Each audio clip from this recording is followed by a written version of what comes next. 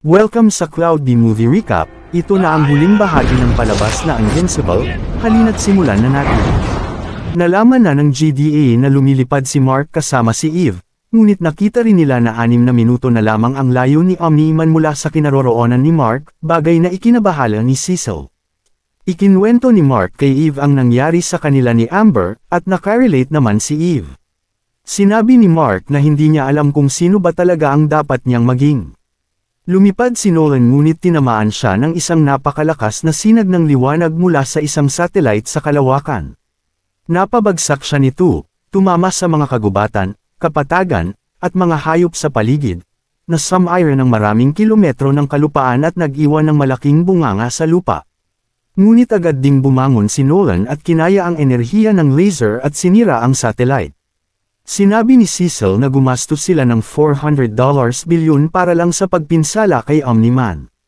Nagpatuloy si Omni-Man sa paghabol kina Mark at Eve habang sinabi ni Cecil na gagamitin na niya ang teleporter. Ikinwento naman ni Rudy sa Guardians ang lahat ng nangyari, ngunit gusto pa ring malaman ni Rex kung bakit katawan niya ang pinili. Napagtanto ni Monster Girl na ginawa ito ni Rudy para sa kanya. Ipinaliwanag ni Rudy na si Monster Girl ay unti-unting bumabata habang siya ay nakakulong sa isang mekanikal na kabaong. Tinawagan ni Black Samson ang Guardians at sinabing alam niya kung bakit sila nasa mataas na alerto. Pinanood nila ang video kung saan sinira ni Omni-Man ang satellite.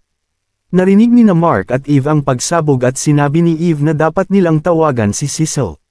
Tumanggi si Mark at sinabing hindi na nila problema iyon. Ngunit sinagot siya ni Eve, hindi niya iniwan ang mundo nang kailangan siya nito. Binabaril si Nolan ni Cecil. Sinubukan siyang abutin ni Nolan ngunit agad na naglaho si Cecil. Sinabi ni Nolan na huwag na siyang makialam, pero tumutol si Cecil at tinanong kung bakit pinatay ni Nolan ang Guardians. Sinabi ni Cecil na nararapat lamang na makakuha ng sagot si Debbie at sinabing niloko sila ni Nolan sa loob ng 20 taon. Tinanong ni Cecil kung alam na ni Mark ang totoo, bagay na ikinabahala ni Nolan. Ngunit napagtanto niyang pinapatagal lang ni Cecil ang oras. Pagkaalis ni Cecil, inatake si Nolan ng mga cyborg na gawa ni Sinclair. Matinding laban ang sumunod habang sinusubukan ni Nolan na matanggal ang mga ito.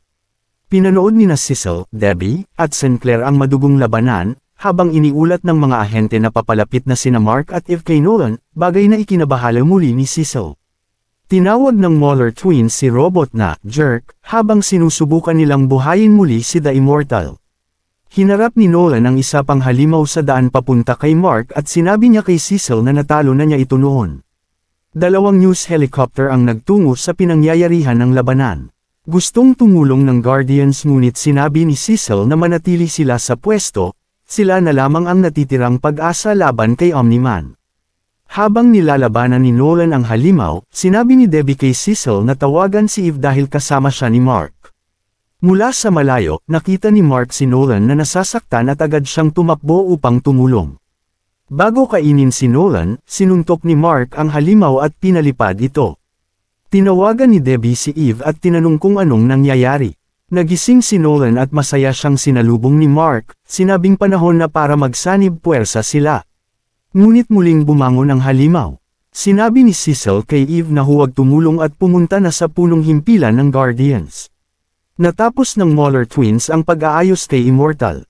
Hindi agad ito nagising ngunit nang siya'y saktan ng maraming beses, bigla siyang nabuhay muli at naalala ang lahat.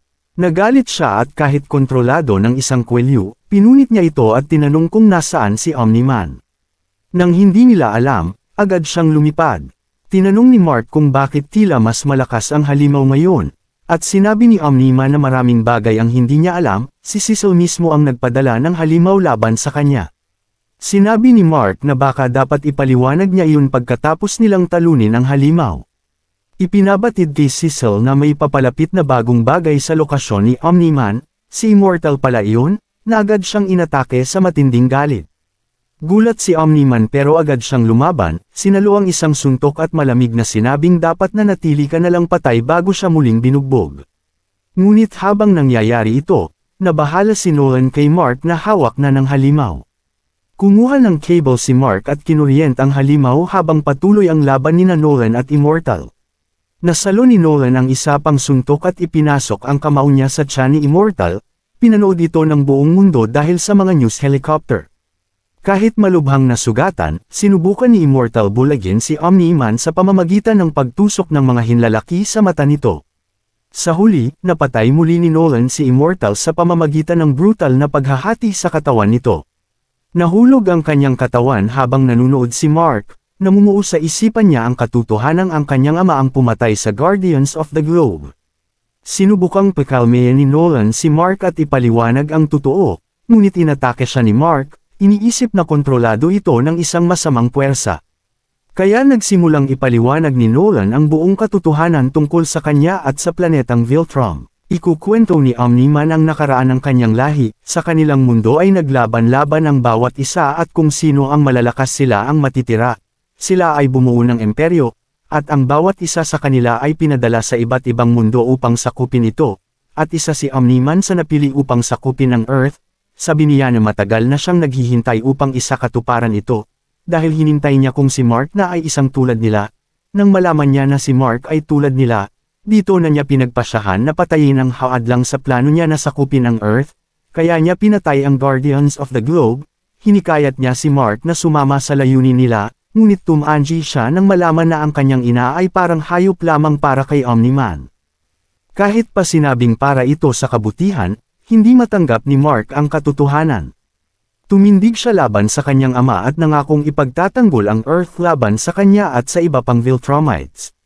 Sa huling pagkakataon, sinubukan ni Nolan na kausapin ang anak niya. Ngunit nang naging malinaw na hindi magbabago ang isip ni Mark, umatras si Nolan at naglaban silang dalawa. Mula pa lang sa simula, malinaw na lamang si Nolan. Habang nagaganap ang labanan, sinusubaybayan nito ni Cecil, na ipinalalabas ng Liv sa harap niya, ni Debbie, at ng bagong Guardians. Habang umakyat sa himpapawid ang labanan, nagpadala si Cecil ng mga jet sa pag-asang maaabala si Nolan at makakuha ng ilang mahalagang segundo si Mark para makabawi. Saglit na nawala ang atensyon ni Nolan kay Mark at sinira ang isang jet bilang ganti. Agad namang lumipad si Mark upang sagipin ang piloto mula sa pagkakahulog. Nagpasalamat ang piloto kay Mark, ngunit biglang pinisa ni Nolan ang ulo ng piloto sa harap ni Mark upang ipakitang walang saysay ang kanyang pagsisikap. Patuloy na hinamak ni Nolan ang pagmamahal ni Mark sa mga tao bago siya suntukin ng sobrang lakas, na nagdulot ng lindol sa kanilang pagbaba sa lungsod. Nabigla si Mark sa sakuna, at agad na tumulong sa mga nasugatan sa gusaling na bag sa kanila. Habang nakatayo sa guho, hawak ni Mark ang putol na braso ng isang ina na sinubukan niyang iligtas. Dumating si Nolan at muling nagbangayan ang mag-ama. Narinig ni Debbie ang pag-aaway nila at tuluyang nadurog ang kanyang damdamin. Galit na galit si Mark, inatake ang kanyang ama at pinagsusuntok ito, natamaan si Nolan at nabigla. Ngunit agad ding nakabawi si Nolan at pinilit si Mark na muling masaksihan ang matinding karahasan sa pamamagitan ng paghila sa kanya sa harap ng isang paparating na tren. Muling sinubukan ni Mark na suntukin ang kanyang ama, ngunit sa pagkakataong ito, hindi na natitinag si Nolan. Samantala, napansin ni Samson ang pagkakataon at iniutos sa Guardians na pumunta sa lungsod upang tumulong sa mga sibilyan. Nag-aalangan si Rudy na suwayan si Cecil, ngunit pinalakas loob siya ni Monster Girl at sinabing hindi na siya simpleng robot lamang. Sumunod si Rudy sa grupo. Pinilit ni Nolan si Mark na lumubog sa tubig, halos malunod siya. Sa huling sandali bago mawala ng malay, inihagis ni Nolan si Mark sa gilid ng bundok. Pagbagsak niya, sinuntok pa siya ni Nolan ng sobrang lakas na nagdulot ng pagguho ng nyebe, na sumire sa isang maliit na baryo. Ngunit nang ihahanda na ni Nolan ang huling suntok upang patayin si Mark, siya'y natigilan. Napatitig si Nolan sa wasak na katawan ng kanyang anak at nagbalik sa kanyang alaala ang isang sandali sa pagkabata ni Mark. Pinanood nila ni Debbie si Mark habang naglalaro ng baseball. Unay wala sa loob si Nolan, ngunit nang makita niya ang tuwa at galak sa mata ni Mark matapos tamaan ng bola, nadama niyang muli ang pagiging isang ama. Pagbalik sa kasalukuyan, hindi magawang tapusin ni Nolan ang buhay ng kanyang anak. Sa kabila ng lahat ng sinabi niya, nadala siya ng matinding emosyon. Tumakas siya at iniwan ang Earth, umiiyak habang lumalabas ng atmosfera, isang luha ang lumutang sa kalawakan. Nanatili si Mark sa bundok hanggang ipinadala ni Cecil ang isang helikopter upang iligtas siya. Habang nililigtas siya, nalaman na sina William, Art, at Amber ay napanood ang lahat sa balita at labis ang pag-aalala sa pagkawala ni Mark. Iniulat ng balita ang matinding pinsala at dami ng nasawi, ngunit nabawasan ito sa tulong ng Guardians at ni Atom Eve.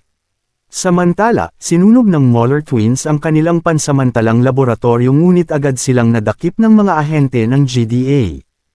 Sa wakas, nagkamalay si Mark ngunit matindi pa rin ang kanyang mga sugat.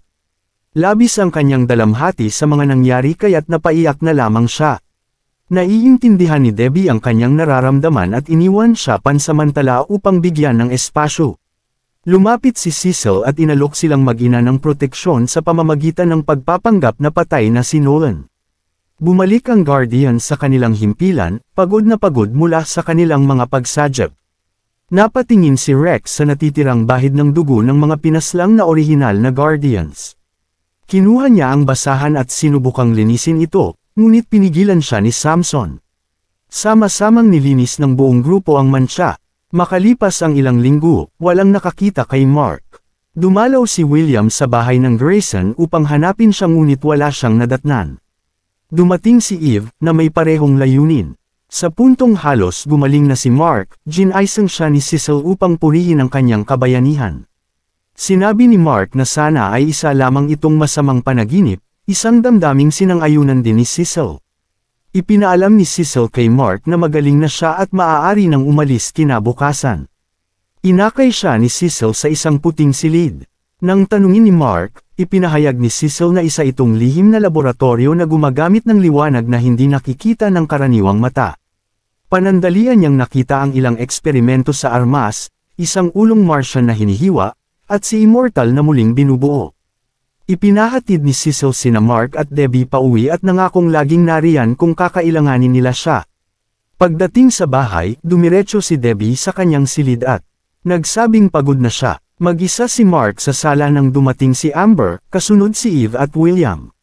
Nagkasundo silang tatlo na lumabas. Samantala, dumalaw si Debbie kay Art. Nagtagay sila ng scotch habang inaalala at hindi pa rin makapaniwala sa pagtataksil ni Nolan. Masaya ang mga kaibigan ni Mark sa kanyang pagbabalik, ngunit nang kulitin siya tungkol sa laban nila ng ama niya, nakaramdam siya ng matinding paninikip ng dibdib.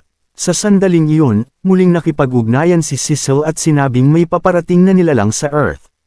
Agad nagbihis si Mark upang salubungin ang maaaring banta habang ibinunyag ni Eve ang sarili bilang si Atom Eve.